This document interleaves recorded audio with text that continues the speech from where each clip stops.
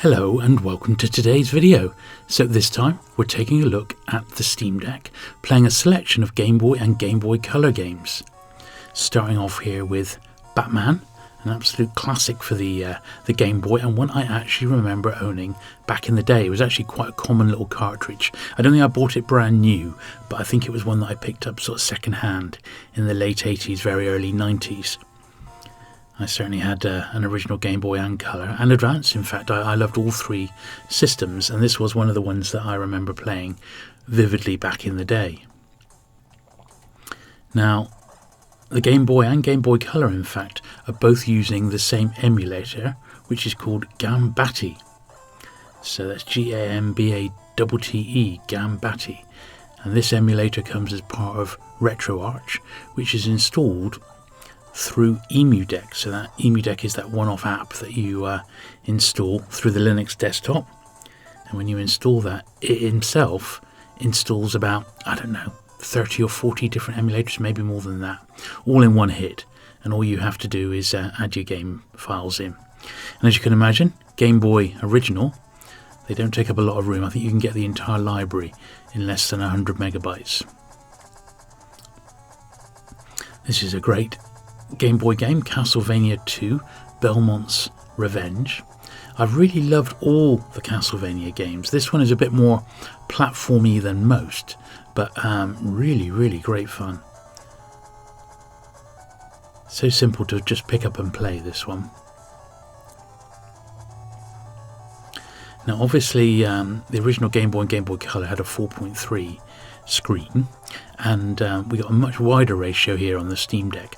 So what the developers have done is they've got a little bit, the columns either side emulating the side of the actual handheld. Back in the day, there's, you see a little bit of the battery light to show it was powering on. And it's the same on the Game Boy Color emulator as well.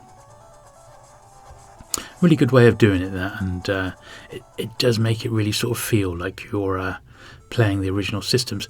Obviously they're much better quality graphics than playing on that little yellow original black and white screen, and I'm sure there's quite a bit of upscaling going on here just to make the games look presentable.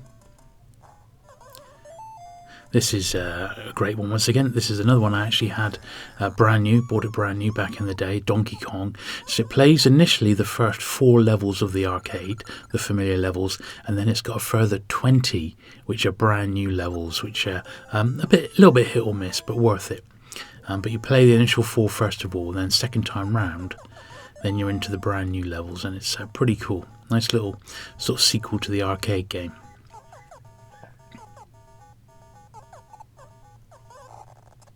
Now this one, as you can see, it's got more colour in, so it wasn't released as a colour title, but the emulator has just put in some very basic colour shading on this one, sort of a red and maroony sort of colour patch. I didn't ask it to do that, it's just done it sort of automatically, which is fine, don't mind that at all. But the yellow and black was the traditional. Here we are, look at sort of the greeny colour there. That was what they were like, weren't they? This is Gargoyles, which is sort of like Ghosts and Goblins. It's the same sort of character, although there was around this time a Gargoyles animated TV series, so I have a funny feeling it may be something to do with that, but I'm not sure for certain. But certainly it does appear like it might be. Yeah, Gargoyles Guest, this one's called. Or even Gargoyles Quest. But definitely, I think it ties in more to the Gargoyles TV show rather than the Ghouls and Ghosts arcade game, which some people suggest. A little bit of Celeste going on here, sort of jumping side to side on the walls. Once again, it wasn't too bad as a pick up and play straight into the game. This is an absolute classic, of course, Zelda, Legend of Zelda, Link's Awakening, and this had a reissue on the Game Boy Color, but this isn't bad at all.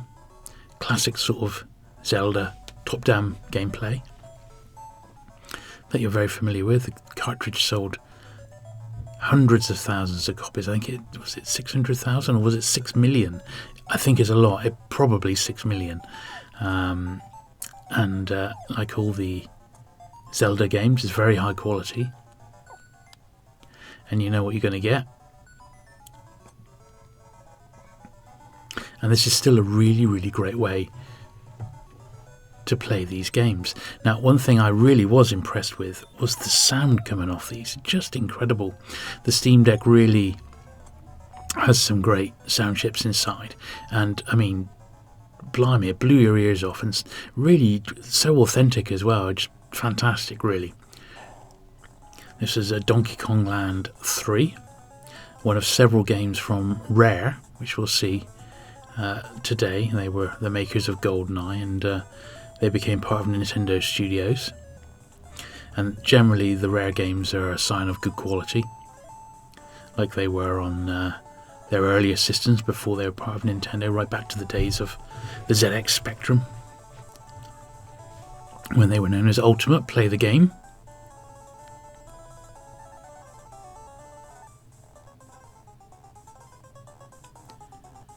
Yes, Donkey Kong Land 3, a great series. This is one I never played, I don't think, at the time, but playing it now, instantly got straight into it. It's really good fun.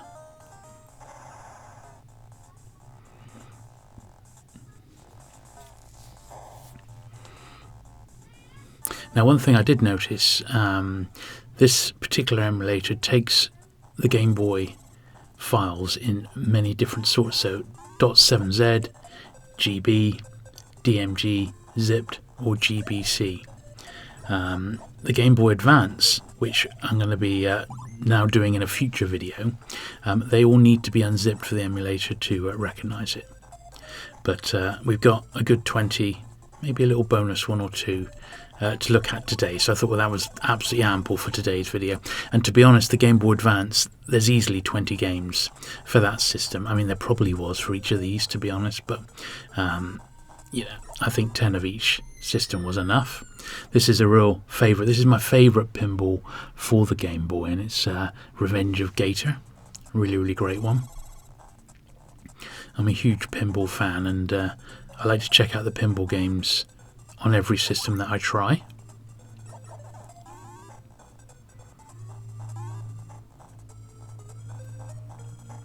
And this was a very, very good one. There is also a very good Pokemon pinball. I remember having this one back in the day, the original R-Type. Once again, these games, you know, when I was buying them, I had a shop at the time so I could get them wholesale, and they were coming in at, like, the retail on them was supposed to be about 10 or 11.99, and I would get about 30% off that, and the games would turn up brand new, sealed in a lot of cases. Boy, oh boy, I so wish I kept hold of those, but can't keep everything, and I got rid of them a few years ago. Quite a few years ago now, but there you go. You live and learn. At least we can still play the games, and that's the main bit of this, is that, you know, you've got your entire Game Boy library, everything that came out for all three systems, literally on you know, less than the memory of a cheap smartphone these days. Just gives you an idea of how things have changed, eh? So nowadays, it's not about the graphics. I realise these aren't the greatest graphics of all, but it's all about the gameplay, and if that's good, then you're on to a winner. This was another absolute classic. When I had mine, it was in a 2-pack. It was this one. It was in an elongated box. It was this one and another Mario game. And it's Super Mario Land 2, 6 golden coins. Once again, this is another one that's been coloured up by the emulator. I don't mind it, but it's not actually authentic.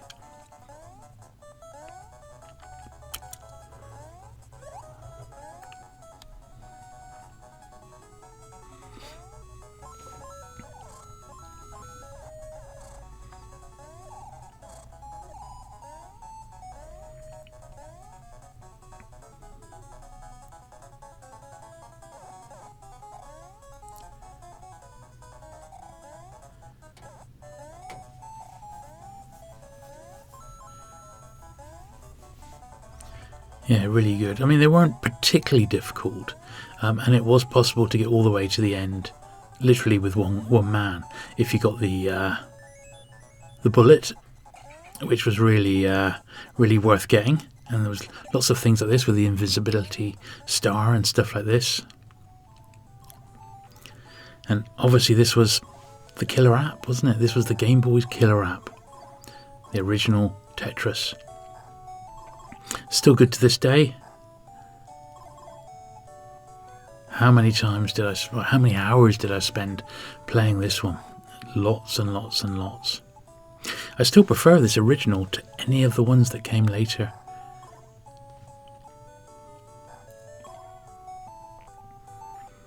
Certainly it did pay, practice made perfect with this one.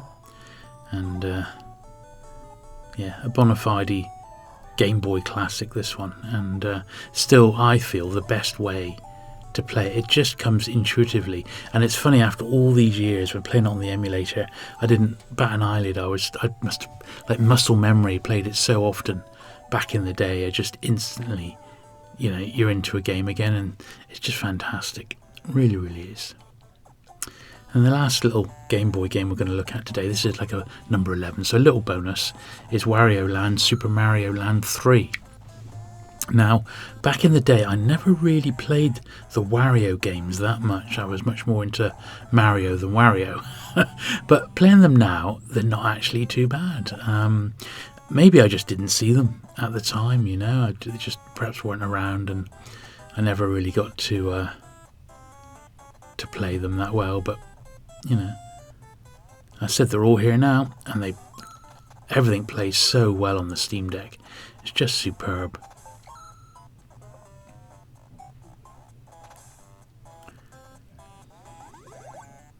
But yeah, as I said, I was going to do the Game Boy Advance, but never actually got round to getting the games all unzipped and ready so the emulator recognised them. But it's coming. It'll be down the road in, a few weeks' time. But I have decided next week to do a higher end system.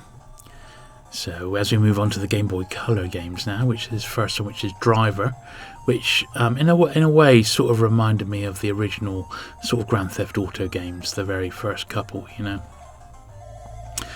So yeah, next time I think we're going to have a look at PlayStation 2. Because that's a really popular system. It's much more demanding than something like this. And in my initial testing, the odd couple of games I tried, they weren't perfect. They played okay, but they weren't perfect. And I think maybe now the app has had a little bit of time to be a bit more optimised. I have had my Steam Deck about a month now, and we've had lots and lots of updates coming out for it. EmuDeck's had an update, and the ROM Manager has, and lots of things. That the Steam Deck's had countless updates. Not that they would affect emulation much, but just saying it would probably be a good idea to see how well PS2 games are playing right now. So I've got a good 20 plus on my system, and we'll have a look at that next week. Now we're looking at another Legend of Zelda. This is Oracle of the Seasons, or Oracle of Seasons. And it's basically a bit more of the same, classic Zelda action. The graphics are a tiny bit more polished, and there's a little bit more story to it, but the cartridges were bigger, they could get a bit more into it, and obviously we're now seeing the games in colour.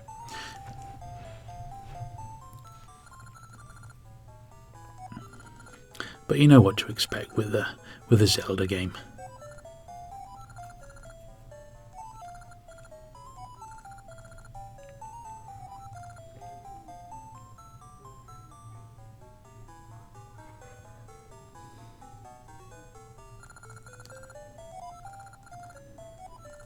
Like a lot of these, it does involve quite a bit of chatting to the residents, the NPCs.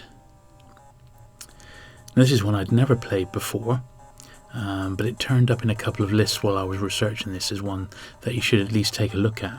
This is the Metal Gear Solid game, a Konami classic. Now, around this time, of course, we had the PlayStation 2, 1 and 2, I think were out at this point, and they were big hits. And this is just the stealth 'em up version of it, top down. Still got that little element of suspense that the system's famous for, the game's famous for, and I certainly enjoy playing this, and it's one I'll be going back to play a bit more. It was, yeah, really, really good, considering this was a Game Boy Color game. Absolutely amazing, really. Great voice acting.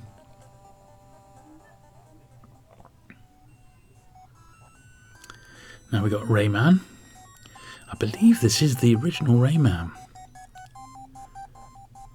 A nice colourful platformer here. Takes a little bit of time, as I'm sure you're aware, to get the hang of Rayman with regards to his dimensions, so you know when to jump and things like that. But once you start getting the swing of it, it does become sort of second nature. But I always liked the Rayman games because they were so colourful. But it just take a little bit of getting used to. See, I did the first level okay. And they do become a bit more, you need to time your jumps properly, and that's a little bit harder to do.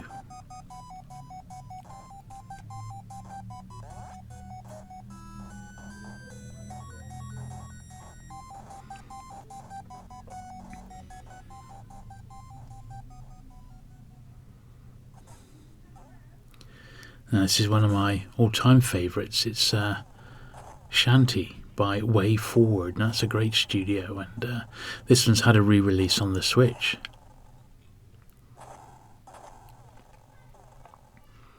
And it is a platformer, but it's not a linear course. You can choose your own way once you get the other side of this bridge. And basically, the pirates are taking over Shantae's local town, and she has to go and sort of sort them out. Epic fail there. But it's not actually too difficult to get over the bridge, and once you've done that, the next level's in town, and the pirates start appearing in their vast numbers, and you have to sort of attack them by shaking your hair. Yeah, shake your hair, do at them. And that is enough to basically knock the pirate out. So there you go. Make of that what you will. This is a highly collectible Game Boy Color cartridge. So if you ever come across it, even loose, it's, you know, you found like a little bit of gold there. Boxed ones are big money. However, I'm not sure with the re-release of like a best of Shantae on the Switch. I'm not sure if it's still quite as collectible as it was, but to give you an idea, there is an entire dedicated Facebook fan page just to this character, so and all her related appearances, and it seems to me that Way Forward is quite a collectible little games company. And we will have one more of their games a little bit later, which I believe is a little bit of a hidden gem.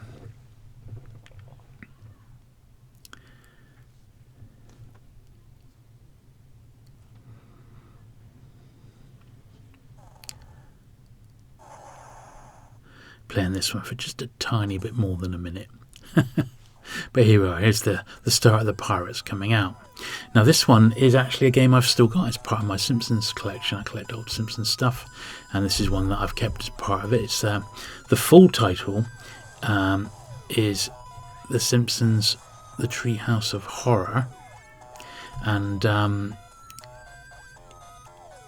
it's as you can imagine, it's, you know, the Simpsons always did like a Treehouse of Horror episode each year. I believe they still do that nowadays, and this is based on that, so it's sort of a macabre Simpsons. But ultimately, it's like a platformer. A bar has to go off, and there's like different levels, and you have to go off and do different tasks. The first ones are just like finding stuff, then you have to pick up a certain amount of a particular object to get through the level, that sort of thing. And you just work your way around the Simpsons house, the familiar Simpsons house. Now, this was a bit of an unusual one, and one that I never actually played, and this is Star Wars Obi-Wan's Adventure, but it's based on Star Wars Episode 1, so it sort of plays the Phantom Menace music from that first revived Star Wars film, and it's not bad. However, as you can see, I'm getting really close to these sort of droids here, and I'm not taking them down that easily.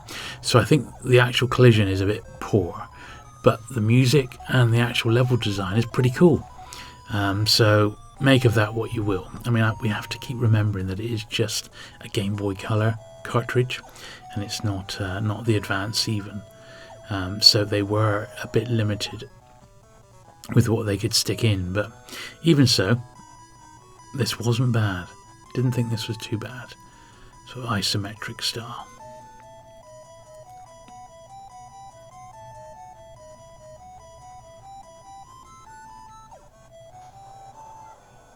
Yeah, pretty good. It's just they just seemed they did take a little bit of taking down those ones. Now this one, it came out on the Game Boy Color, and I'm pretty sure there was a version for Windows, but it was called like Yoda's Desktop Adventures.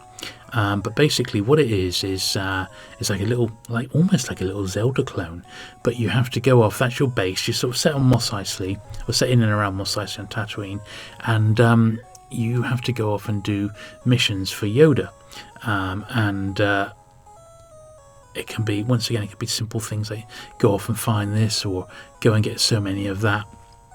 And it's all sort of set in the Star Wars universe. So it's pretty cool. It's got pretty cool music. You see a little land speeder there and Luke's X-Wing. And yeah, it's a nice bit of fun. It was brilliant on Windows, I always remember, because I had it back in the late 90s, early 2000s on my work Windows computer, and you could just have this tiny little box minimized and call it up when you had a spare 5 minutes to play this little game. Chances are, if you looked hard enough online, you could probably find it in an emulated state now, so you could install it on, say, Windows 11 or something, but maybe something to have a look for. Now this was a great game, wasn't it? Super Mario's Deluxe, and this is basically, from what I understand, it's pretty much an exact copy of the arcade original. The graphics look spot on, as is the sound.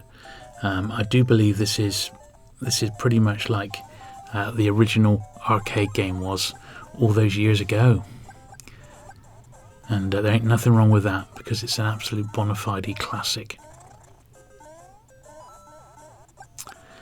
So yeah, so as we come to the last couple of games, as I say, I'm going to cover the Game Boy Advance in, I don't know, a few weeks' time, something like that.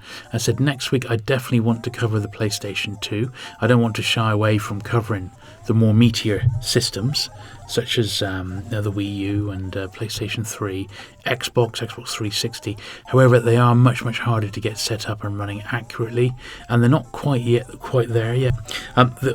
Sadly, the one that plays brilliantly, the Switch, I can't really get away with showing content of that yet. But boy, oh boy, the Switch plays fantastic on this. Cannot believe how good the Switch games play. Now here is that last one from Way Forward, which is called Wendy, Every Which Way, and it's absolutely fantastic. Cannot recommend this one highly enough. Every level is sort of unique. This one, she can walk on the roof, you sort of change direction, and to clear the levels. It's brilliant fun. But yeah, thank you very much for watching today. Do please hit the subscribe button if you've not already. Doing at least one Steam Deck video every single week, and I've got an awful lot planned, including covering some of the more recent games that I've been buying from the Steam store, some of them on sale and things like that. So if you'd like to see a bit of that content, do let me know, because I've got a small library going on now of more recent titles that I've been buying and enjoying, which aren't, retro. They're brand new on the Steam Deck. But thanks very much for watching today, and I'll see you again very soon. Bye.